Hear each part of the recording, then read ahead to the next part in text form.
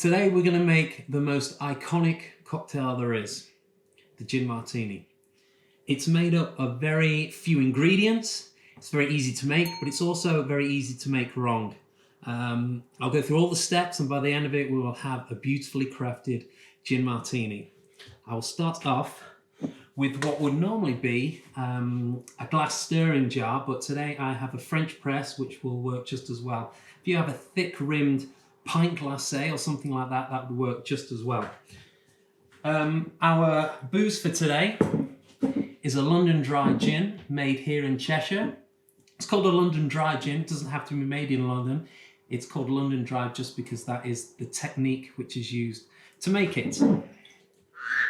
So, as always, we will start off with a healthy measure, but we're going to put even more in there because it's a very strong drink. So, I'm going to put in 3 shots, which is 75 milliliters.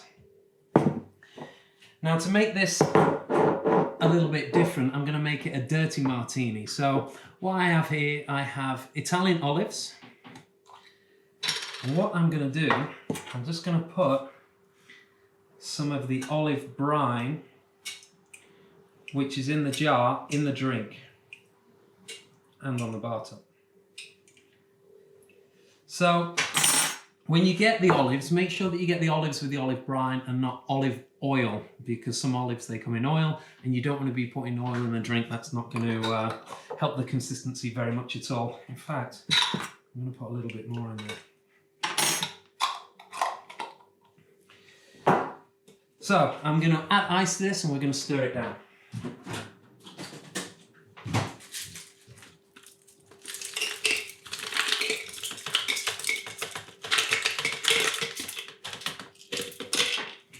Alright, the bigger the chunks of ice, the better. So we're going to stir it around like this. So I want to say thank you to the Beer Emporium and Bottle Bank in Holmes Chapel, who have sponsored this video with the supplies we have here today. Thank you to them. So what we're doing right now is we're chilling it. We want to make the gin nice and cold, but we're also diluting it as well, because gin is generally around 40%. Some of the gins are actually more than that.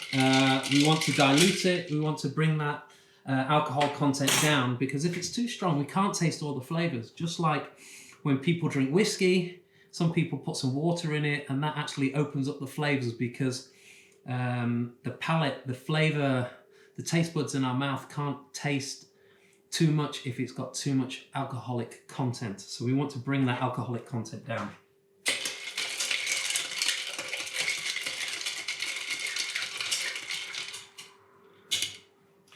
All right. So once again, we are going to go with our chilled glass. I'm using this glass quite a lot. I'm really liking it. So, what we want to do, if you see the texture of it, it almost looks thicker than water. And it just gives it a really nice mouthfeel when you taste it. So we've got it nice and cold. We've diluted it down so it's not super strong 40% gin. We've added some olive brine in there as well. And now we're going to add our garnish in here. If I can get it on my spoon. And put that in there.